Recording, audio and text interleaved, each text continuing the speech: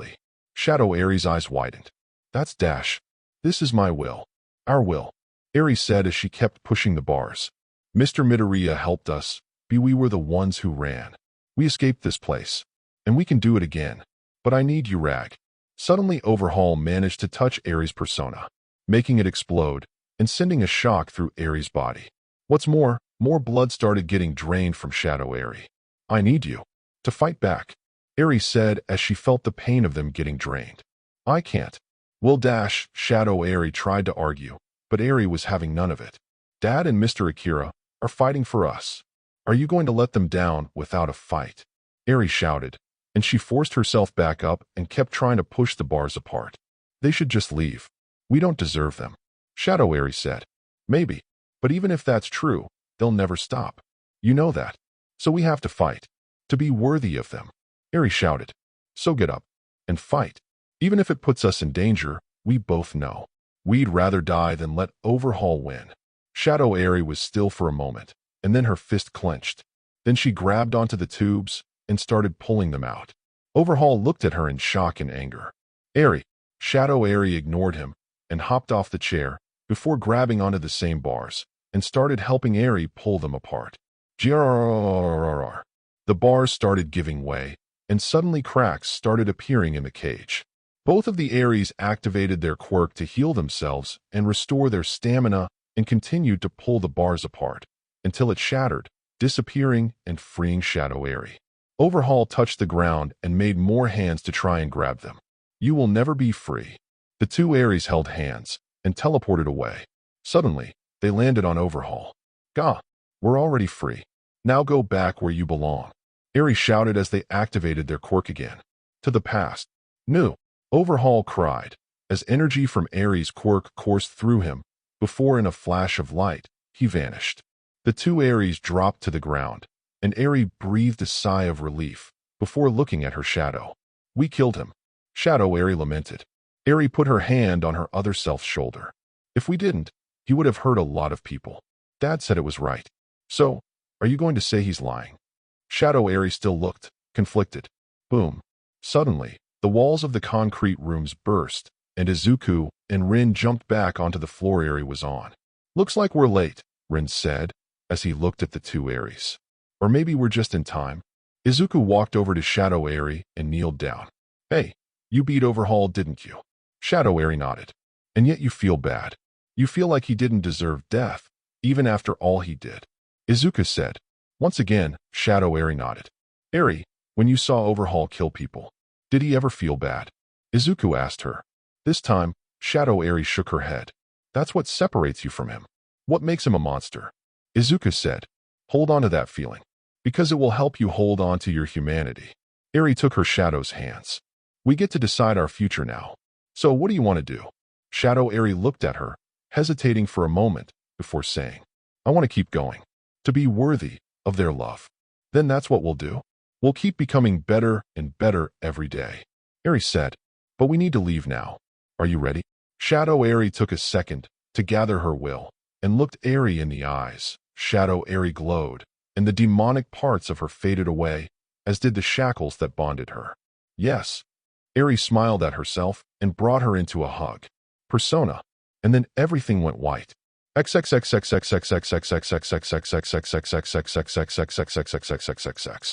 Eri opened her eyes and felt like she was breathing fresh air for the first time. A weight had been lifted off of her heart, and now everything was right. The future was bright, and the past remained where it belonged. Entombed, no forgotten, but no longer able to hurt her or hold her back. She was well and truly free. Yonda had been confined to her room ever since the incident with Yashina, but seeing how Izuku was Izuku, she was still allowed outside for 30 minutes to walk around, exercise, etc., under the watchful overseer. Right now the psychic girl was currently just sitting down, enjoying the peace and quiet. And then Yashina was blasted right next to her. Likely the result of some practice exercise of a fight. Oh no, Yonda figured it was best she left, and she started leaving as Yashina got her wits about her. Damn it, where did I la dash? And that's when Yashina caught sight of Yonda. Oh hello, I was just leaving. Yonda was cut off. Kaboom.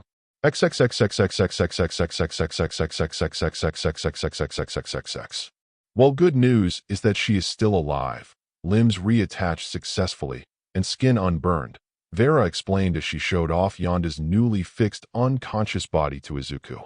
After bumping into each other, Yashina released a full-body explosion that caught Yonda in its blast radius, leaving a very, very ugly sight for the ones who found her. Yashina says she swears she didn't explode on purpose, Rin said, having been summoned to speak with Yashina after the incident. Given how she spoke and looked while I was talking to her, and the fact Yonda survived, I'd say she was telling the truth. Ugh hi. Yonda groaned as she regained consciousness. Why do I feel like I got hit by a truck? Close. You were hit by one of Yashina's explosions, Izuku said, looking over at the girl with a concerned expression. As I was saying, she didn't release the explosion voluntarily. She says normally her body feels hot when she's ready to explode, but when she saw you, she felt cold. Rin said, it seems like you've caused the girl so much trauma that upon seeing your face, her body releases an explosion in self-defense. Albeit a weaker one due to said trauma likely reducing the power, which is why you're still alive. So instead of a truck, I got hit by the consequences of my own actions. Yonda giggled. A karma bomb. This is no laughing matter, young lady. Izuku shouted both in his head and with his mouth, causing Yonda to flinch. Right, sorry. Yonda quickly apologized. You seem pretty unfazed about almost dying. Rin noted. Well, I live in a place filled with children with extremely powerful quirks, some of which they don't have full control of. It's only thanks to Father's efforts, an unthinkable amount of luck, and maybe divine intervention, that no one has died yet. Yonda pointed out. And if anyone had to get killed in a quirk accident, it should definitely be me. I mean, could you imagine if this happened to Fuku? People would be devastated. There is so much wrong with what you just said that I can't even put it into words. Izuku thought. I know your thoughts are so garbled and messed up right now.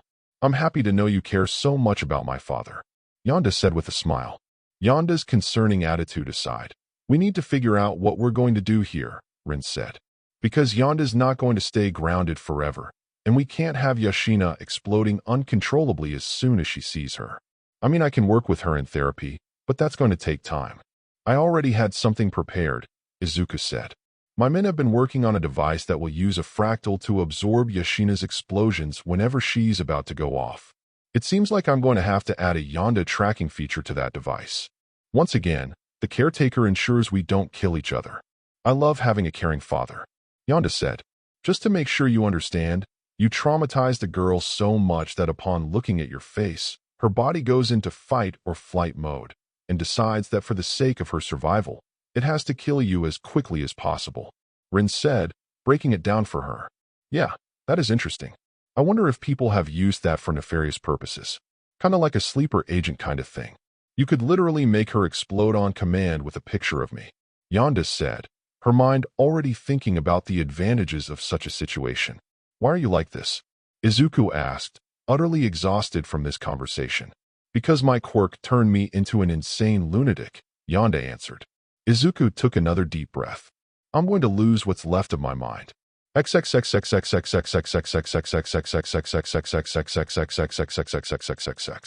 Sai was happily munching away at her food on her lunch break when suddenly an alarm went off on her phone. Red alert. Emergency situation. Ken's room. All security respond immediately. Sai immediately dropped her food and ran towards the site of the apparent disaster. As she ran through the halls, she noticed several other children on the ground, either passed out or clutching their ears in pain. Sori was among the ones who'd passed out. And when she reached Ken's room, she found Ken, transformed into Ghost Freak, strangling Ko, who was dressed like a clown. Immediately, Sai opened a portal and sent one of her blunt swords flying at Ken, smacking him right out of the house. Ken, that's enough. Don't do anything you'll regret, Sai said as she immediately stuffed Ko into a portal. She did not need to deal with both of these two at the same time. Fucking clowns. Ken screeched as black and white tentacles exploded from his chest, and he moved through Sori, sending a chill down everything. He looked around for Ko, but of course, he couldn't find her. Where's the clown? They're gone. They can't hurt you anymore, Ak. Sai was cut off as Ken shot over to her in a flash and grabbed her, but her throat. Lies. Where's the clown? Ken screamed, as his tentacles started wrapping around Sai's body. Sai made a portal next to him and sent another dull blade flying at him. But he turned intangible, making her attack go through him, but also freeing her in the process. The blonde bodyguard immediately jumped out of the hole and down onto the ground, and Ken went to chase her. Sai tried to run but quickly realized that Ken was faster than her in this form. So she opened another portal, closed her eyes, and unleashed a flashbang sword. Aga! Ken screamed as he was assaulted by bright light, blinding and weakening him at the same time. That's when Chef Hart jumped through the wall and shot fire from his mouth, making a ring of fire that surrounded Ken, weakening him further. Listen, no one's trying to hurt you. Just calm down. Sai repeated, the clown is gone. You're safe. You're okay. Ag. Ken groaned weakly as he curled up into a ball before transforming back into his normal form and passing out. Okay, can someone explain to me what happened? Izuku asked, with Sai and Nara in front of him. Well, according to Ken, Ko suddenly popped out of his closet dressed like a clown, causing him to freak out and accidentally transform into Ghost Freak, Sai explained. He attacked her, causing her to scream, incapacitating everyone around them. Ken watched IT once and never recovered, Nara explained. Traumatized him for life. Why was she dressed like a clown? Izuku asked. She apparently really likes clowns, Sai explained. Izuku wanted to slam his head into his desk.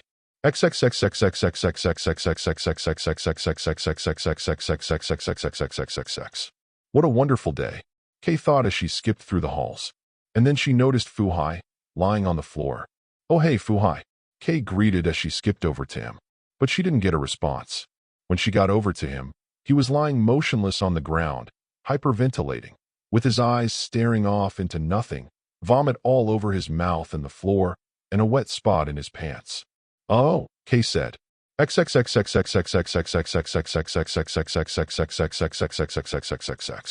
He was just walking back to his room when he heard it. Honk, honk. And just like that, the world went dark for Fuhai. He couldn't feel his limbs or anything but an awful cold sensation, as was stuck in a world of pure darkness, with the only exception being two big lights right in front of him. Fuhai didn't know how long he stayed in that void until eventually he passed out. When he woke up, he was in the medical room, with Izuku, Vera, and Rin looking down on him. Oh, thank goodness. Fuhai, what happened? Izuku asked immediately, clearly concerned for the boy. Patience. He just woke up. Don't overwhelm him. Rin reminded him. Right. I'm sorry. Izuku apologized to his son. What happened? Fuhai asked, confused and scared for some reason. His body was shaking, and he didn't know why, but he still felt this feeling of dread. That's what I want to know. Kei found you lying in front of Tenko's room, looking like you were in some kind of trance. Rin explained. Just take it slow. What's the last thing you remember? Izuku urged him. The last thing I dashed, then it hit him. Honk honk. Fuhai's breath immediately started to pick up, turning into hyperventilation in seconds, as once again the room started to go dark. See car. Noise. Car. Noise. Car. Then he felt a gentle embrace wrap around him, warming his body just as it felt like it was getting colder. Fuhai. Eventually, Izuku's words made it to him, as Fuhai managed to slip out of the void and back to reality. It's fine. There are no cars around. It's just us. You're safe. You're safe, son. Remember to breathe. Fuhai nodded and started breathing, while also clenching and unclenching his fists and toes. Soon enough, he was back, shaking and crying, and still afraid, but no longer on the verge of a complete shutdown. It's okay, buddy. I'm here, Izuku assured him. After Fuhai cried his heart out, they put him back to sleep so they could talk. So it appears that the sound of car horns causes him to relive his death. Rin surmised, which makes sense, given they were likely the last thing he heard before he got hit. It's like he gets worse and worse each day, I swear, Izuku said. I can make him a special pair of earphones that block out the sound of car noises. That would be great, Rin said. Hopefully, it'll be enough for now.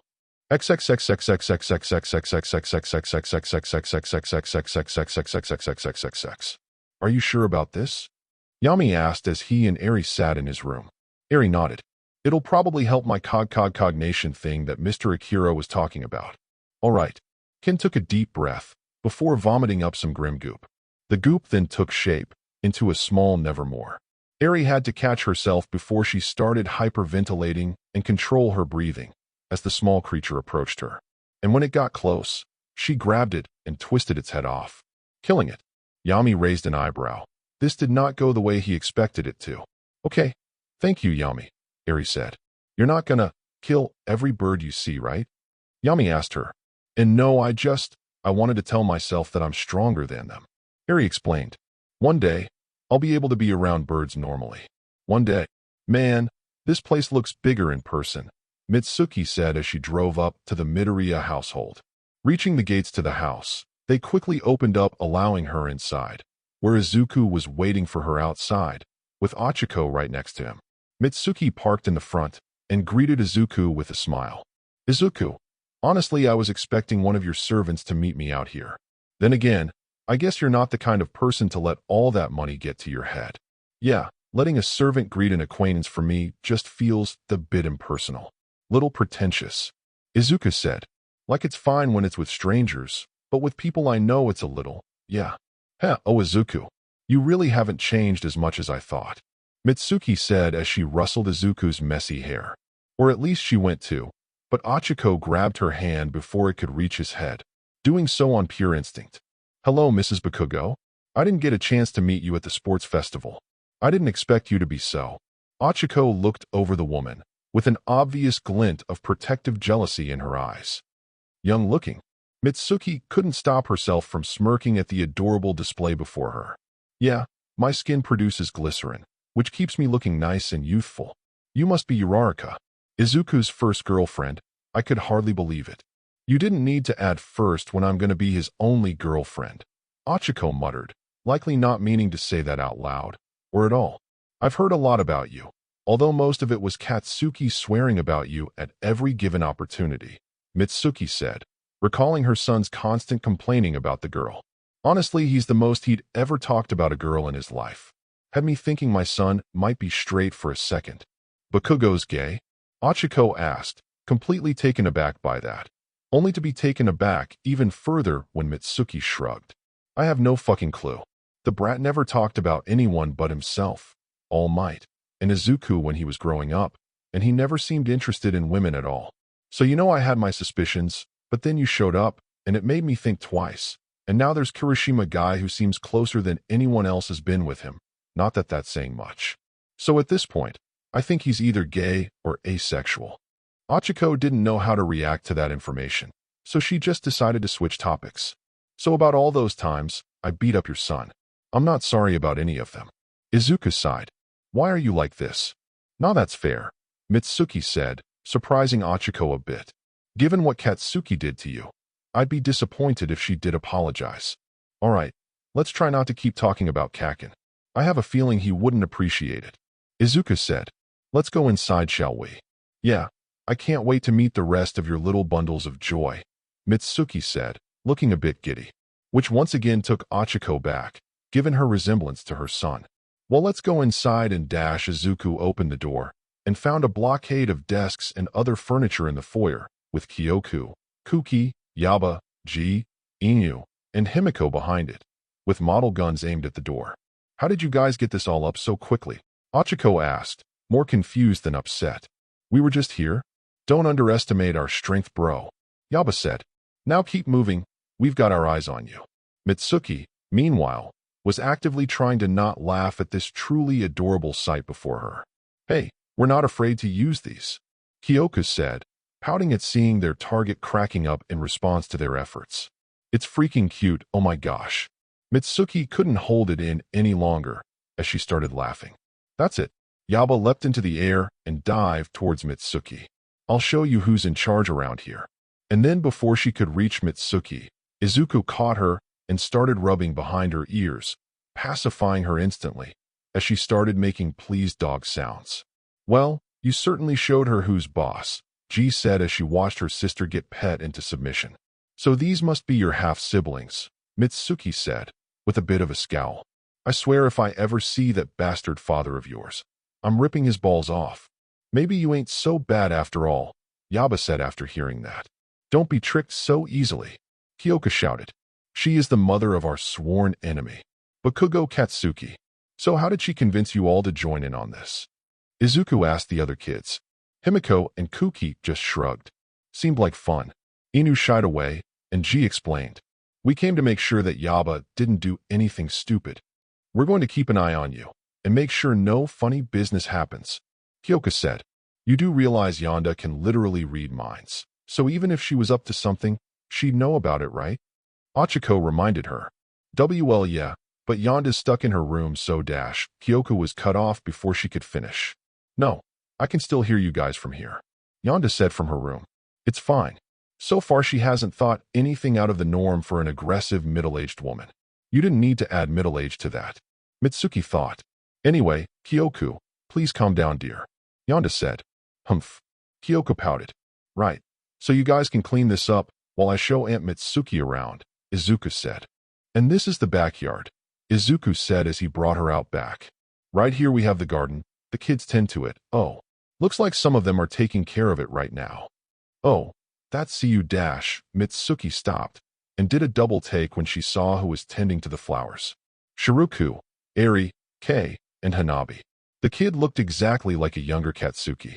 Oh, hi Mr. Midoriya, Hanabi said as he noticed the onlookers, waving enthusiastically. Mitsuki was unable to say if his voice sounded one-to-one like Katsuki's, because while she could tell it was similar, she'd never heard her son sound so peppy and enthusiastic before. Nor had she ever seen him smile so brightly before, or seem so, not angry. Hello, MS.